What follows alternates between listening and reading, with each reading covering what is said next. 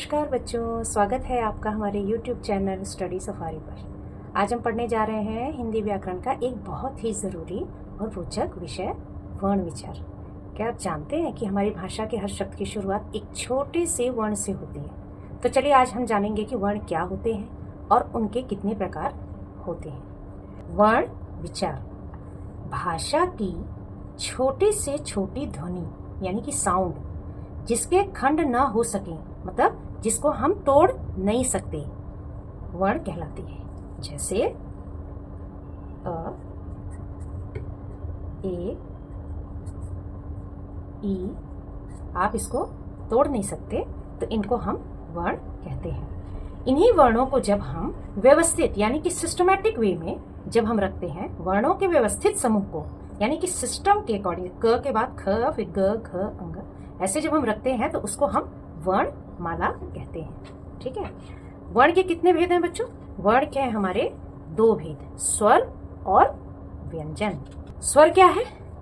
जिन वर्णों के उच्चारण में सांस और हवा यानी कि सांस और वायु बिना किसी रुकावट के यानी कि हमारे मुंह से सीधी बाहर निकलती है, उसको स्वर कहते हैं। उसमें कोई रुकावट नहीं आती और जिसमें किसी अन्य ध्वनि की हेल्प या सहायता नहीं ली जाती।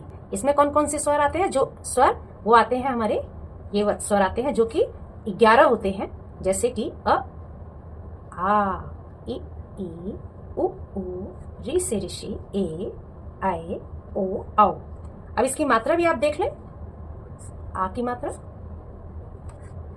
ठीक है। छोटी की मात्रा हम इधर से हमारा लेफ्ट टू राइट, मतलब बाएं से दाहिनी तरफ हम लेके चलते हैं, और बड़ी की मात्रा दाहिने से बाएं की तरफ हम ऊपर की तरफ घुमाते हैं। छोटे की मात्रा, जब आप इस मात्रा को देख रहे हैं इसको आप ऊपर की तरफ घुमा के ऊपर की तरफ लेके जाएं, और बड़े की मात्रा इसको आप ऊपर की तरफ ना घुमा के नीचे आप लेके जाते हैं। री से ऋषि का मात्रा हमारी है नीचे, किसी भी वर्ण के नीचे। जैसे ग मैंने लिखा और इसके नीचे मैंने री, तो ये त्री बन गया। ठीक।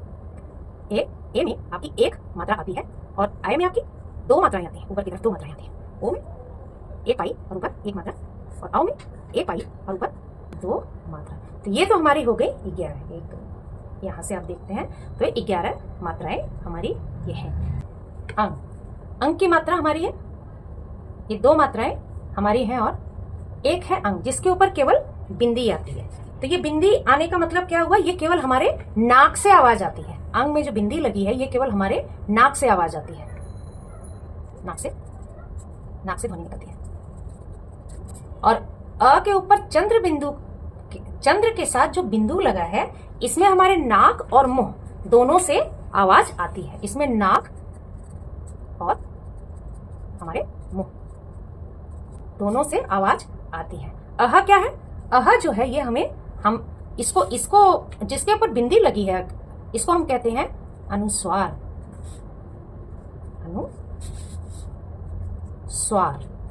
ठीक। और जिसके ऊपर चंद्र बिंदु लगा है इसको कहते हैं अनुनासिक।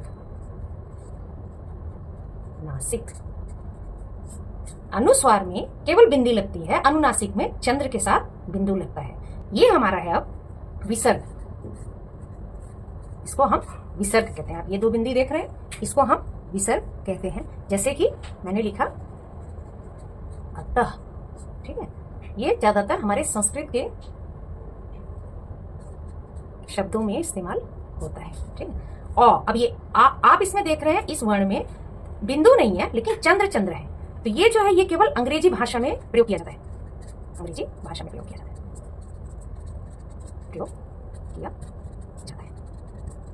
जैसे कॉल, ऑ की आवाज आती है, कॉल, डॉक्टर है। इसको केवल अंग्रेजी भाषा में, जिसमें केवल चंद्र की का हम प्रयोग करते हैं, वो अंग्रेजी भाषा में इस्तेमाल होता है। जो स्वर होते हैं वो भी हमारे 3 तरीके के होते हैं। कौन कौन से? एक तो होता है ह्रस्व। ह्रस्व का मतलब होता है छोटा। ह्रस्व का मतलब छोटा। हमारे स्वर में 11 स्वर में छोटे कौन से हैं? पहला है अ, छोटी ई, उ और री से ऋषि। ये हमारे छोटे स्वर हैं। मतलब जब आप इन स्वर को बोलते हैं तो बहुत ही छोटी आवाज हमारे मुंह से आती है। दीर्घ स्वर कौन से हैं हमारे? दीर्घ स्वर है हमारे बड़ा आ, बड़ी ई, ऊ, ऊ, बड़ा ऊ, ए, आए, ओ और आओ। मतलब अगर आप दीर्घ स्वर को बोलते हो ह्रस्व यानी कि छोटे स्वर का 2 टाइम्स दुगनी आवाज इसमें आती। जैसे आपने बोला आ, ई, तो लग रहा है ना इसमें दुगना टाइम। और एक स्वर है हमारा प्लुत। अब ये प्लुत क्या है? जिन स्वरों के उच्चारण में सबसे अधिक समय, मतलब इसमें सबसे ज्यादा टाइम लगता है, हमारा सबसे अधिक समय लगता है।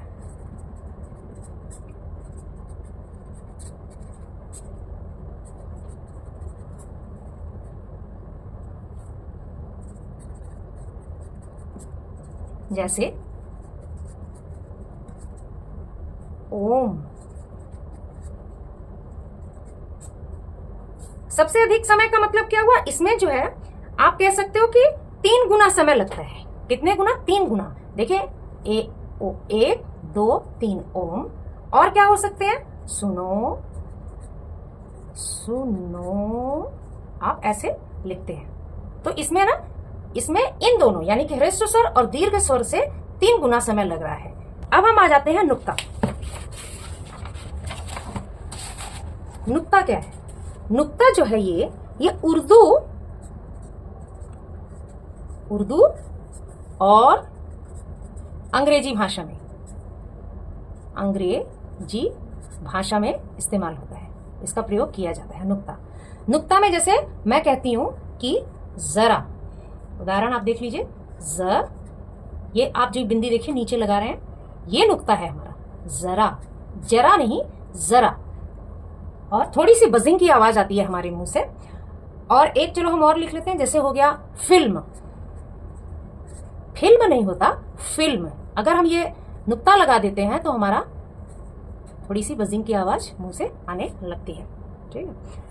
इसके बाद हो गया हमारा ढ और ढ, मतलब ड के नीचे बिंदु और ढ के, ये दोनों वर्ण जो हैं ये अब प्रयोग में होने लगे हैं, पहले नहीं थे। तो इसकी वजह से ये अब व्यंजन में इसको डाला गया है। इसमें एक बात इसकी खासियत ये है इन दोनों की, ये कभी भी किसी शब्द के पहले इस्तेमाल नहीं होते। ये हमेशा शब्द का पहला जो वर्ण है ये कभी भी इस्तेमाल वहां पे नहीं लगता, ये बीच में ही इस्तेमाल होता है। जैसे लड़ना, पढ़ना, आप ये देख रहे हैं यहाँ पे, ये कभी भी यहाँ नहीं, शुरू में नहीं लगेगा। किसी भी शब्द के शुरू में ये दोनों वर्ण नहीं लगते। ठीक है। तो अब हम इसको जानने के बाद आ जाते हैं व्यंजन पे। व्यंजन क्या है? हमारे मुंह के किसी भाग अंदर, बोलते समय अंदर हमारे किसी भी मुंह के पार्ट को टच करते हुए या टकराते हुए जब बाहर आती है तो वही हमारा व्यंजन कहलाता है। ठीक है। ये जो हमारे व्यंजन है, ये हमारे व्यंजन जो है बिना स्वर के नहीं चलते, ये हमेशा स्वर के साथ ही चलते हैं। यानी कि व्यंजन जहां है वहां उसका दोस्त स्वर भी रहेगा। ठीक है। और स्वर का अस्तित्व जो है वो व्यंजन के बिना नहीं है, तो यानी कि दोनों एक दूसरे के दोस्त हैं। ठीक। जो हमारा व्यंजन है, चलिए हम लिख लेते हैं वो क्या होते हैं। सबसे पहले तो हम वर्ण लिख लेते हैं कि व्यंजन में होते कितने व्यंजन है? 33 होते हैं, 33 होते हैं। इसमें जो है ढ और ढ जो है ये दोनों और जुड़ने की वजह से ये हमारे हो जाते हैं अब 35। ठीक है दोस्तों, ये 35 हो जाते हैं। चलिए पहले हम क वर्ग का देख लेते हैं। क वर्ग क्या है? क वर्ग में 5-5 आएंगे। जब आप इसको देखेंगे तो ये 5 लाइन जो हमारी बन रही है वर्ग की, सबसे पहले हम जान लेते हैं कौन सी आती है। क, ख, ग, घ, ङ, च, छ, ज, झ, ञ, ट, ठ, ड, ढ, ढ़, ट, थ, द, ध, न, प, फ, ब, भ, म। ये 5 लाइन, 1 2 3 4 5, हर एक लाइन में 5-5 हमारे वर्ण आते हैं। क, ख, ग, घ, ङ, क वर्ग का है, च वर्ग की, और ट और त, और ये हमारे कितने हो गए? ये हमारे हो गए 25 यानी कि 25। इसको हम जो है, इसको हम कहते हैं स्पर्श व्यंजन। ये हमारे 25 जो है ये स्पर्श व्यंजन कहलाते हैं। स्पर्श व्यंजन का क्या मतलब होता है? इनके उच्चारण में जब आप इसको मुंह से बोलते हो, अपना आपकी जो जीभ है वो जो है हमारे मुंह के अंदर ना अलग अलग मतलब हमारे तालु को, हमारे दांतों को, हमारे होठों को टकराते हुए जब ये बाहर आते हैं, ये 5 लाइन, तो ये इसी को हम स्पर्श, स्पर्श का मतलब छू कर, है ना, टकरा कर जब वापस आती है, हमारे बाहर निकलती है आवाज, तो उसको हम कहते हैं स्पर्श व्यंजन। इसके बाद है हमारा उस 5 व्यंजन के अलावा हमारा आगे आता है य, र, ल, व। य, र, ल, व। य, र, ल, व क्या है? य, र, ल, व को हम कहते हैं, ये 4 व्यंजन जो है अंतःस्थ व्यंजन कहलाते हैं। इन चारों को हम क्या कहते हैं? अंतःस्थ व्यंजन। ठीक है, अंतःस्थ व्यंजन का मतलब क्या होता है? स्वर और व्यंजन के बीच का में होने के कारण, मतलब स्वर और व्यंजन के बीच में होने के कारण ये 4 व्यंजन जो है हमारे अंतःस्थ व्यंजन कहलाते हैं। और इसके अलावा है हमारा य, र, ल, व के बाद श, ख, स, ह। ठीक है, ये हमारे कौन से व्यंजन है? ये है हमारे उष्ण व्यंजन। ठीक, उष्ण व्यंजन का मतलब ये होता है कि जब आप इसको बोलते हैं अपने मुंह से, तो जो हमारी सांस है वो बहुत तेज तेज से चलती है, जिसमें थोड़ी सी गर्माइश, यानी कि थोड़ा सा आपको उष्मा, मतलब गर्मी सा एहसास होता है। ठीक है, श, ख, स, आप इसको ख भी बोल सकते हो, इसको श भी बोल सकते हो। श, ख, स, ह। अब हमारा आ जाता है क्ष, त्र, ज्ञ।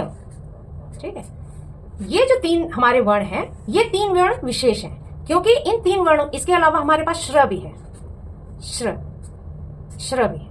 ठीक है, लेकिन ये छत्र, ज्ञ जो है, ये 3 वर्ण हमारे विशेष क्यों हैं? क्योंकि ये संयुक्ताक्षर कहलाते हैं।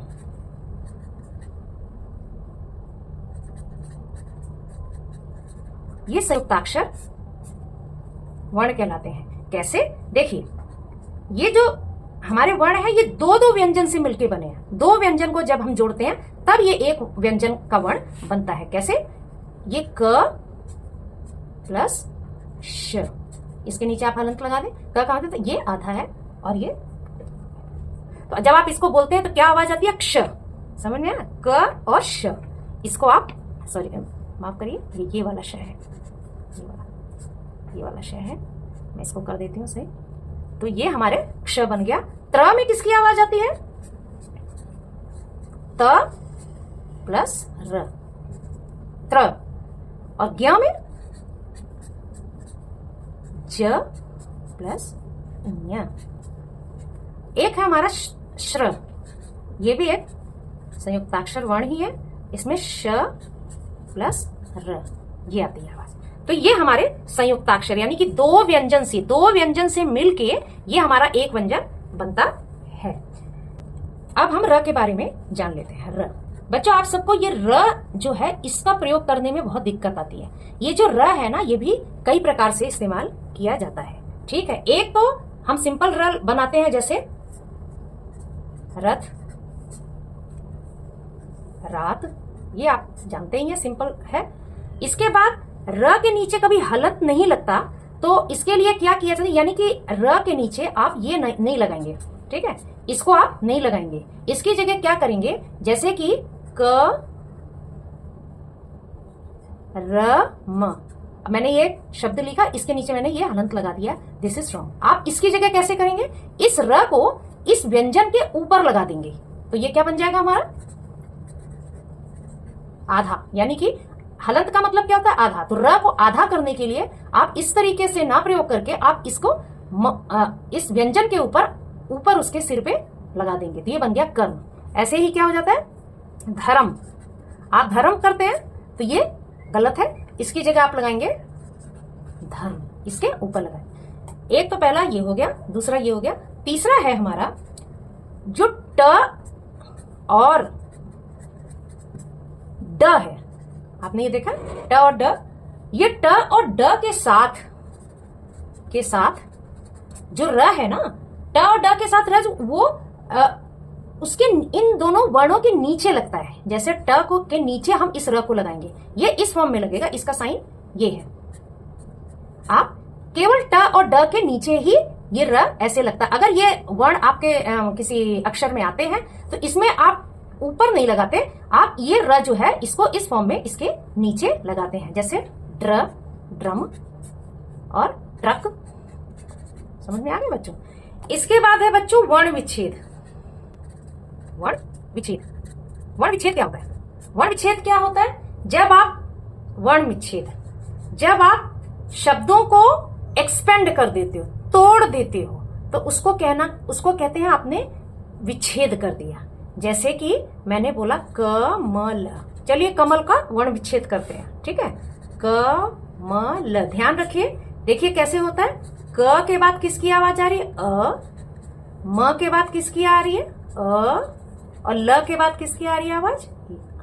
तो आप यहाँ देख रहे हैं कि हर व्यंजन आप सबके नीचे हलंत लगाते चलेंगे। यहाँ पे जो आपके व्यंजन है उसके नीचे हलंत लगा। यहाँ आप देखिए कि व्यंजन के साथ एक एक स्वर चलता ही चलता है। इन केस कि आपके सामने जब कोई ऐसा शब्द आ जाए जिसमें कि आपको नहीं समझ में आ रहा कि क्या करें, मैं उसके बारे में बता देती हूँ। इसको कहते हैं द्वित्व व्यंजन। इसको कहते हैं द्वित्व व्यंजन, ठीक है? ये द्वैत व्यंजन क्या होता है? जैसे मैंने लिखा बच्चा। अब यहाँ बच्चे जो है बहुत ज्यादा मिस्टेक करते हैं। आप देखिए कैसे करेंगे। ये आधा च है और ये पूरा च है। तो जब ब लिखा आपने, ब, ये हो गया हमारा। अब ये जो च, आधा च और पूरा च, इसके बीच में कोई स्वर नहीं आएगा, कोई स्वर नहीं आएगा। तो इनको आप एज इट इज लिख दीजिए, दोनों को। अब लगाइए आप देखिए मैंने इन दोनों च को ऐसे ऐसे लिख दिया। एक वर्ड और ले लेती हूं मैं, खट्टा। खट्टा, ये मैंने ले लिया खट्टा। इसको कैसे लिखेंगे? ख प्लस ट, दोनों ट को लिख दीजिए, फिर आ, खट्टा।